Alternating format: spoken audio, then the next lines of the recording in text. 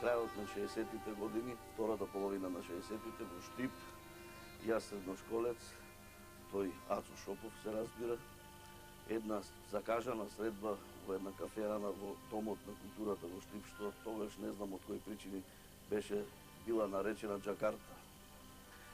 Јас тогаш ги објавував првите песни во Разгледи во современост и тогаш некако во главата почна да ми се врткаат многу работи кои немаа врска со редовниот ритам на школувањето и како се викаше нели во тоа време попушти во школото. Тој беше пратен од некого, негов близок и мој близок, да разговара со мене во врска со училиштето, со школото, и ова го спомнувам само заради тоа што на крајот побара само со една реченица, го заврши муабетот со едно барање.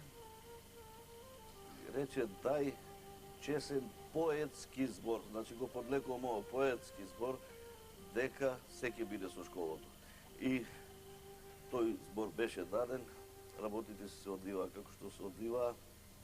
Јас таа средба никогаш нема да ја заборавам, токму заради акцентот на поетското во неа. И есента, една многу лоша тмурна есен во Охрид, непосредно пред неговата смрт во Костозглобната болница во Охрид, едно попладне, јас таму бев на службен пат и попладнето посакав да го видам Ацо. Таму имаше компликации некои со влегувањето во болницата, не пуштаа никако да се дојде до него, на сила, вака, така, и некако дојдов до собата и по мене идеше еден лекар, ме убедуваше дека не смеам да влезам и така, и тој тогаш не можеше да говори веќе, многу тешко говореше, со последниот атом од силата, би рекол, така, се сврте кон докторот, седеше во количка и така, она што јас го почувствува беше остави го, а она што го чув и јас и докторот беше поете, остави го поети. Значи не му кажа остави го новинар, не знам тогаш што бев, не е битно, нели, политичар, ова, она, поет.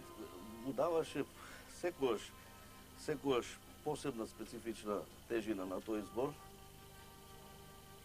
И тоа не е ништо необично, тој од глава до петици беше и си остане и останува и ќе остане поет.